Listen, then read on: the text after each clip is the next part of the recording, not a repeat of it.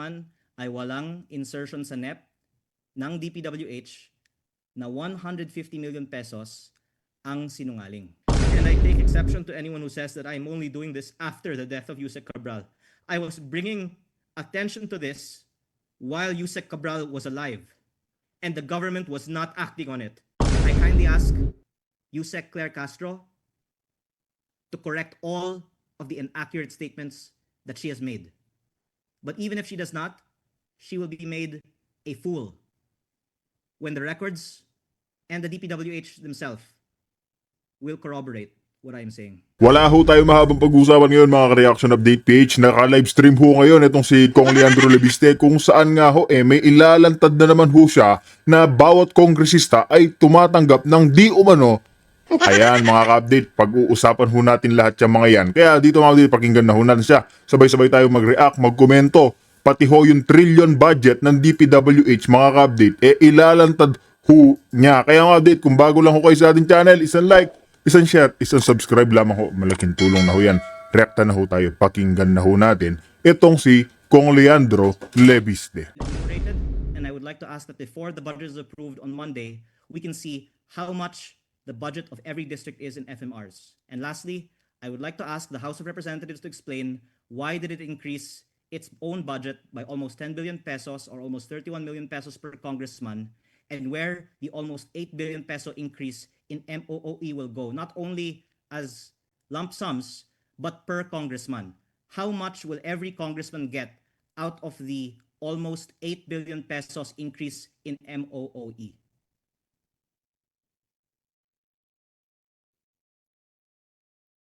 Thank you po, sir. That's all from my end po. Thank you po.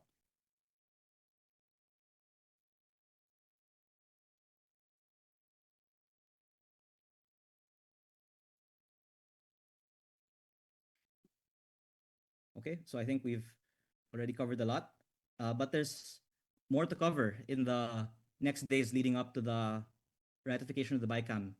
But again, I would like to thank Secretary Vince for sharing with me the files that I uploaded on Facebook.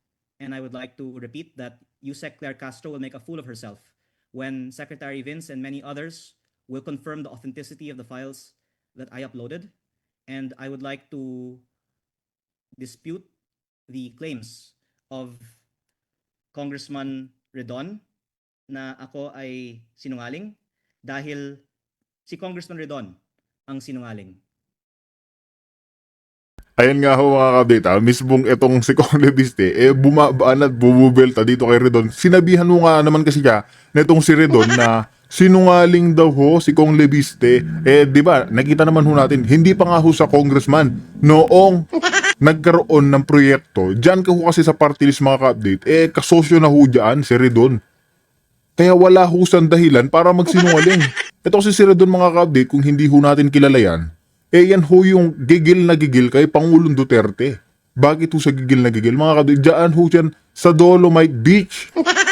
Simula sa Dolomite Beach pa lamang ho, gigil na ho siya. Gusto niya pa-imbestigahan yan. Pero ngayon, tingnan nyo, lahat ho ng bumabanat dito kay Tatay Digong, unti-unti na ho silang binabalikan ng karma. Si Franz Castro, di ba? Basta binabanatan ho nila yung mga Duterte, mga kabli, bumabalik ho sa kanila lahat ho ng patama nila. Ngayon si Redon. Di ba? Dahil ang sinabi ko, ang Bicol Saro Party List ay may insertion. At yan po ay well proven. At I will upload the relevant documents as well. And ngayon naman, sa 2026 budget, lahat ng congressman ay may chance to submit their own 150M annual DPWH NEP insertion. Not all avail, but all can submit. And these have come out in the DPWH budget. Hindi po ako nagsisinungaling. Ang mga nagsasabi na ang congressman ay walang insertion sa NEP ng DPWH na 150 million pesos ang sinungaling. At lastly, sorry if you'll indulge me kasi tumagal na naman din po tayo. I'll just play for the record what I told two interviewers. May isa akong kasamahan na One moment. nanawagan na ako ang maglabas. Opo. Pwede ko ilabas sa inyong show ang insertions niya. Sige po, sino po ba yung nagre-request na ilabas yung listahan? Ito po si Bicol Saro Party List Representative Terry Redon. Sige po, go ahead po. Meron po ba siyang insertion? Opo, kasi ang mga party list ay may tig 150 million pesos na insertion Opo. taon-taon sa DPWH budget. Mm-mm. At sa kadalasan, para sa mga barangay requested projects tulad ng mga multipurpose buildings o kung ano ang mga nakikita ko na insertion ng mga party list. Mm-mm. Pero nakasulat dito ng Bicol Saro Party List ay 150 million pesos construction of road sa Pamplona at Pasacao, Camarines Sur. Mm-mm. At ang contractor na gumagawa ng 150 million pesos roads na ito ay si Bicol Gold Rock na nagkataon ang contractor din ng karamihan ng mga ganitong klaseng mga road projects sa lugar na yon sa Camarines Sur. Mm-mm. Kaya sinasabi ko lang din po ito para may sample si Congressman Redon ng listahan ito dahil ang punto ko ay bawat isa sa mga representante sa Kongreso ay may insertion na nakasulat po doon ang proponent at pwede ni Congressman Redon i-check ang files ng kanilang party list at maaari niyang i-confirma na ito nga ang insertion ng Bicol Saro Party List. Ito ang insertion ng Bicol Saro Party List.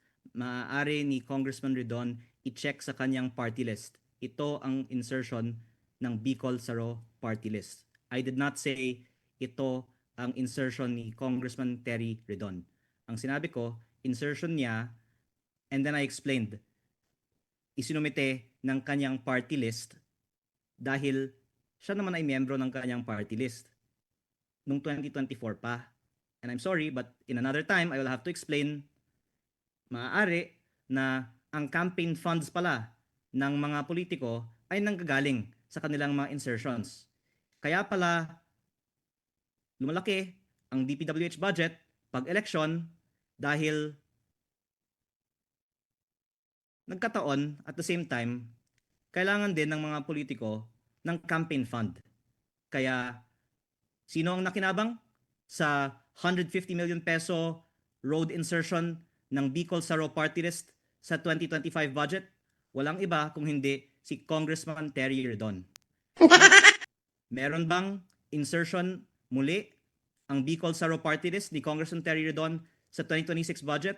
Opo, at dahil sa kanyang mga pahayag, binahagi ko na din ngayon na lahat pala ng mga congressman, pati mga party list ay maaaring mag-submit ng 150 million peso insertion sa DPWH NEP. Paumanhin sa aking mga kasamahan, ito po ay aking ibinunyag dahil sa mga pahayag ni Congressman Terry Redon. Ang sinabi ko, ang Bicol Saro ay may party list insertion sa 2025 DPWH NEP. But on that note, meron din sa 2026 NEP. Ang lahat may chance to submit. And on that note, ang mga nakikinabang dito, ang mga tumatakbo dahil, well, let's say, kahit na wala namang anomalya, napapakinabangan nila kasi pwede nilang maipagmalaki sa mga bayan na yon na meron silang ibinababang pondo na mapapakinabangan ng taong bayan. Kaya sila ibinaboto dahil sa magandang balita na may road project sa kanilang mga distrito. Pero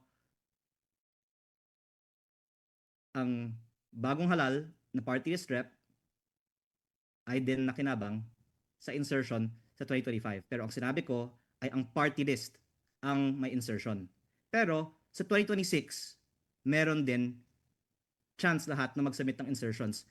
At hinihiling ko na isa publiko ng bawat isa ang kanilang mga insertions. At mas mabuti pa kung ang DPWH at ang Kongreso ay magsapubliko ng insertions ng lahat na contrary to what was said in the budget hearings over here, hindi naman sa wala silang datos. Ngayong araw na to, pwedeng ilabas ng Kongreso ang isinumite ng bawat isa. Pero, sir, pwede ba akong magbigay ng isang pangalan? Lastly po ito. Go ahead. Maliban sa yung nabanggit ko last time on your show about Congressman Edwin Garjola na may over 20 billion projects dito, over the weekend kasi may isa akong kasamahan sa Kongreso na nagsabi, bakit hindi na lang ni Leandro sa publiko ang listahan? Ang sagot dyan na banggit ko na kanina, pero yung isa is ayoko naman na magalit sa akin yung buong Kongreso. Pero dahil siya ay nanawagan na isa publiko ko, pwede kong banggitin ang insertions niya. Ito po ay si Bicol Saro Party List Representative Terry Redon. Si Bicol Saro Party List po ay may 150 million pesos road project insertion sa Pamplona at Pasacao, Camarines Sur. Ito pong dalawang line items, 75 million pesos each, were awarded to the same company, Bicol Gold Rock, at a winning price of 73.5 million pesos, which is 2% below the approved budget. And this same company, Bicol Gold Rock, has cornered the majority of projects like this in this area. Kaya just to give that one little example, kasi nanawagan naman si Kong Redon na ilabas ang listahan, pwede niyang i-check kung tunay ba na ang Bicol Saro Party List ay nag-submit ng 150 million pesos road project sa Camsur, at pwede nating tingnan kung may kaugnayan ang Bicol Saro Party List sa Bicol Gold Rock na contractor. Okay, but I'd like to So, even before Ginoong Ted Filon clarified that Congressman Terry Redon was not a member of the 20th Congress, ang sinabi ko, pwede nga ni Congressman Terry Redon i-check na ang kanyang party list, ang Bicol Saro, ay may isinubmit na insertion sa 2025 budget. At yun po, aking claim ay ang 150 million pesos road projects sa Pamplona at Pasacao. Pero ako po ay nagpapasalamat din kay Congressman Redon. Actually, tuwang-tuwa ako na na-bring up niya ang topic na ito. Kasi dahil dito, nalaman na rin ng publiko, hindi lang ang Bicol Saro at hindi lang ang Congressman Terry Redon ay may 150 million peso insertion sa DPWH budget. Lahat ng congressman ay pwedeng mag-submit ng kanilang 150 million peso insertion na lumalabas sa DPWH NEP na sinasabi ng DPWH ay nanggagaling sa DPWH na nung tinanong sa budget hearing ay itinanggi na nanggagaling sa mga politiko, at yun po ay hindi totoo. Ang katotohanan, may 150 million kada congressman, 160 million peso nga kada party list na maaaring ipasok sa DPWH National Expenditure Program. Panghuli, if I can just add, I would like to end by bringing it back to the original topic of why I am only saying this after the death of Yusek Cabral. Even now, I'm looking at some of the comments. There are some media that said that I explained that I said it only after the death because of so-and-so reasons. I kindly ask the media not to post inaccuracies that I'm only saying this after the death of Yusek Cabral. First, as I said, I got the documents after Yusek Cabral had a phone call with Sec Vince. And I talked with Sec Vince about this being released to the public. And Sec Vince said he agrees. I thought that Sec Vince was going to release this to the public in September, and at the very least give it to the ICI and the Ombudsman. And I have been earnestly, sincerely giving a chance to Sec Vince to be the one to bring this to the public so that he can be the one credited, because I wouldn't be here now sharing this if not for Sec Vince. Thank you, Sec Vince, for giving me the material to release to the public, and how I wish it was Sec Vince that released this to the public. But I understand it's difficult because yung mga nasa listahan, ayaw nila lumabas ang listahan. But I thank Sec Vince for releasing it to me, and now I am releasing it to the public. Number two, Dito mga kabdita. Ito nga ho kasi kaya hindi rin ho si Vince Dizon yung nagsalita o nagsiwalat ng mga insertion ng mga congressman, dahil na rin ho mga kabdit, alam po mismo ni Vince Dizon mga kabdit, marami ho siyang sasagasaan, lalong-lalo na sila Martin Luther King, si Charis ng House of the Representatives. Di ba? Marami ho siyang sasagasaan dyan. Hindi ho mga maliliit, kundi mga bigatin sila Garjola. Yung mga party list na 150 to 160 million insertion. Galing na ho yan kay Kong Lebiste mga kabdit, ha? Di ba? Kaya itong si Vince Dizon, hinayaan niya ho magsalita itong si Lebiste. Di ba? and the ombudsman, and they said it was the first time that they saw it. But I showed it to them. So I kindly ask the media not to carry stories without giving context that I did show it to the ICI and the ombudsman. It should not be said, why am I only doing this now after the death of Yusek Cabral? Because I showed this to the ICI and the ombudsman in November. And only after that were there calls for it to be released, and eventually they were released to the ICI and the ombudsman, or at least the ombudsman. So I kindly ask the media not to be inaccurate and carry any story without a correct statement of facts that I showed this to the ICI and the ombudsman in November. And furthermore, I kindly ask the media not to post any story that says, why did Leandro only talk about the Cabral list after the death of Yusek Cabral?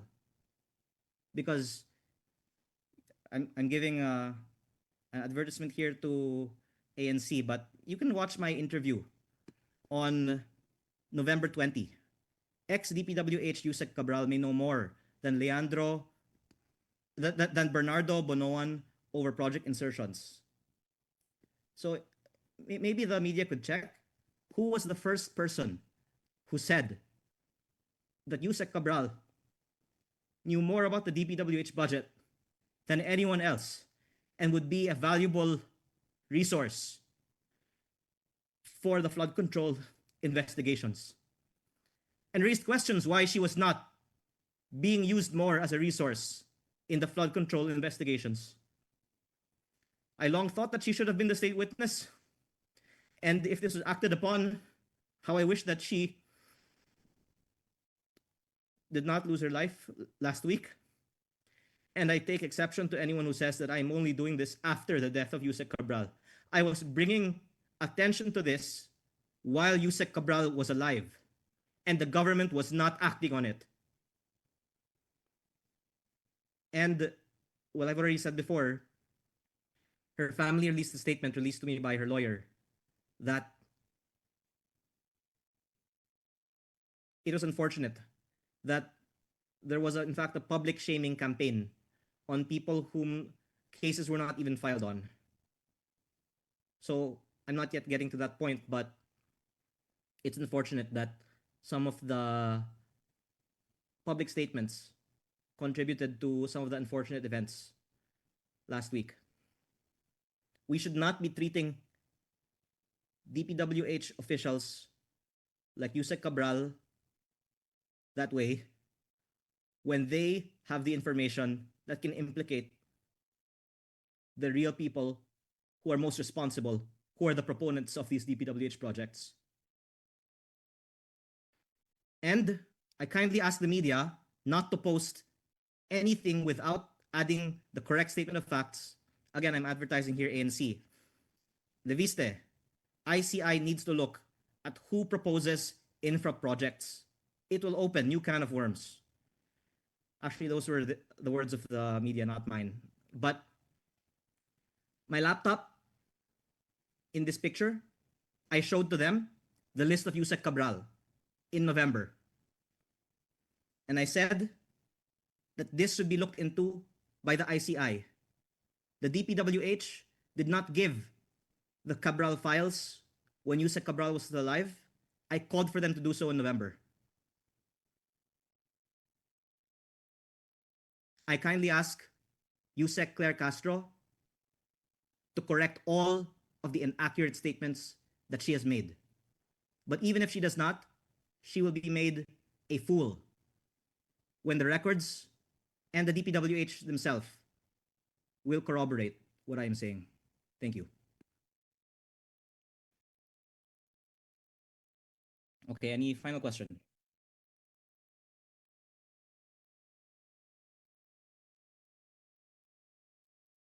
Okay, hearing none.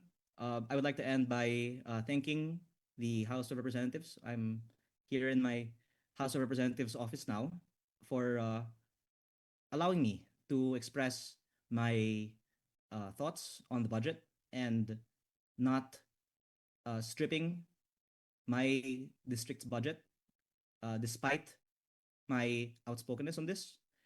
And like to reiterate my request that before the 2026 budget is ratified next week, that the DPWH release the data on the insertions of every proponent and confirm the allocable budgets per district, that the DA release the allocable of each district for FMRs and the presidential assistance for farmers and fisher folks, that the DSWD release the allocable AIX, the DOLE release the allocable TUPAD, the DOH release the allocable MAIP, the DepEd release the allocable classrooms, which I admit, I'll have a lot of classrooms next year. And if this is going to the people, then there's nothing to hide. We should be transparent on where the budget is going. And most importantly, all of these things at least have already been aired in the media. But one thing that has not been aired is where is the almost 10 billion peso increase in the House of Representatives budget going. And I would like to ask the House of Representatives to explain first, where is the 10 billion peso almost increase going and why this was deliberated without any debate in the House. And I would like to call upon my colleagues to acknowledge that it was wrong to approve this budget without any debate, especially when we are the beneficiaries of this budget and that almost 8 billion pesos of this goes into the MOOE, which goes into the pockets of congressmen. The almost 10 billion peso increase in the budget equates to almost 31 million pesos per congressman. Congress increased its budget by almost 31 million pesos per congressman without any debate. And I'm kindly asking before the ratification of the budget that an explanation of where this 31 million pesos per congressman will go. Maraming salamat po at maligayang Pasko po sa inyong lahat. Diba? Tama naman ho kasi itong naging pahayag ni Kong Lebiste, mga kabit, na bakit saan na naman ho dadalhin ng mga DPWH ang another 10 billion pesos budget, lalo na ngayon. Tapos hindi pa ho pinagdedebatihan dyan sa House of the Representatives. Sino nga ba? Sino ho? Diba? Nililinaw na ho niya na 31 million pesos na naman per congressman. Dyan na naman ba mapupunta?